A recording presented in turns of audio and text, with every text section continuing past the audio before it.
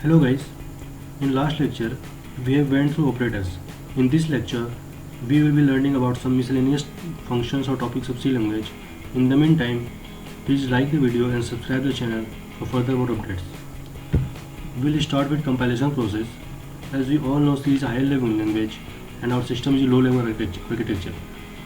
So there should be some connection or say some mediator so that the high level language should be can run on low level architecture. Here comes the use of compiler. C is a high level language and it needs a compiler to convert it into an executable code so that the program can be run on our machine. A compiler is a special program that processes statements written in a particular programming language and turns them into machine language or code that a computer's processor uses.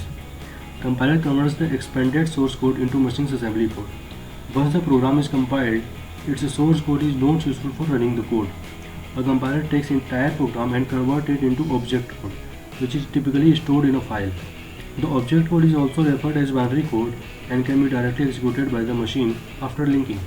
The name compiler is primarily used for programs that translate source code from a high-level programming language to a lower level language to create an executable program.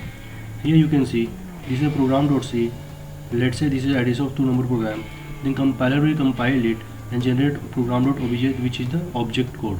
And this program.obj will be understandable by your system. The next one is preprocessor. The C preprocessor is not a part of compiler, so this is so it will not compile, but it is a separate step in a compilation process.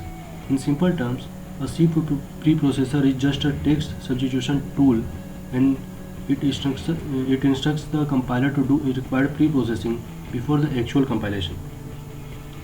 As the name suggests, preprocessors are programs that process our source code before compilation. There are a number of steps involved between writing a program and executing program in C.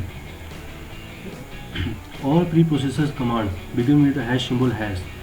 The hash is called as preprocessor directives. There are mainly four types of preprocessor: macros, file inclusion, conditional compilation, and some other directives. We will be learning about all types later. We will only here you can see the diagram. You can see intermediate steps in web diagram. This is a C program. You can say this is the addition of two number program. The source code written by programmers is stored in this file. The file is then pre-processed by preprocessors and an expanded source code is generated. If there are any preprocessor, then action will be taken by the preprocessor, and the source code is now called as expanded source code. Then expanded source code will be the input of compiler, and compiler will compile it and produce an object code. The object code will undergo linking. After loading into memory, you will see the output in your console. This is all about preprocessors. This is a header file. These files contains definition of predefined functions like printf, scanf, etc. These files must be included or working with this function for working with these functions. Different functions are declared in different header file.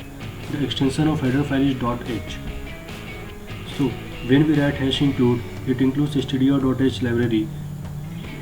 It includes stdio.h library which gives access to standard input and output. Including header file is equal to copying the content of header file, but we do not do it because it will be an error prone and it is not a good idea to copy the content of a header file in source files, especially if we have multiple source files in a program, because there are more than 300 lines in stdio.h header file, and let's say you need to use only 2 lines of that header file. So why to write all 300 plus lines, because where you need only 2 lines. So it is good to include the header file using hash include preprocessor. You can see there are two syntaxes: hash include filename.h and hash include in double quotes filename.h. The difference between these are, this is the system defined header file and this is user defined header file. Yes, you can create your own header file. Examples are hash include stdio.h, hash include conio.h, hash include stdlib.h, and etc. There are another concept of linker and loader.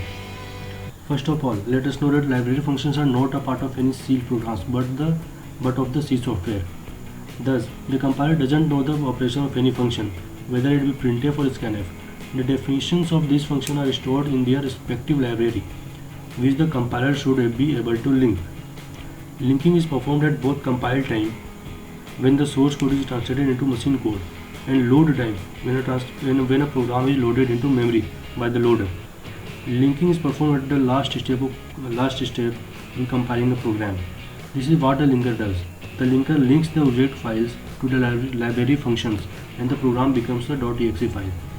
Now, what is loader?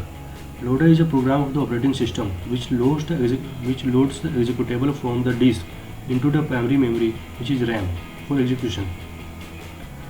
It allocates the memory space to the executable module in the main memory, which is RAM, and then transfers control to the beginning instruction of the program. A program can't execute without loading in memory. This is all about linker and loader. This is a Boolean expression. In operators, there was a slide of bitwise operators where you work with the bits, that means binary values. So a C expression that evaluates either true or false is known as Boolean expression. That means Boolean have only two values, true and false, but C doesn't support true and false. In C, we represent true with non-zero integer and false with 0. Hence, in C, if an expression evaluates to integer is considered as Boolean expression. Non-zero integer can be -1, -3, 2, 3, 23, and any value can be result as a true, but it shouldn't be 0, because 0 in Boolean is a false value. What are the functions? A function is a group of statements that together perform a task. Every C program has at least one function, which is main, and all the most trivial programs can define additional functions. You can divide up your code into separate functions. How you divide up your code among different functions is up to you, but logically the division is such that each function performs a specific task. A function declaration tells the compiler about a function's name, return type, and parameters. A function definition provides the actual body of the function.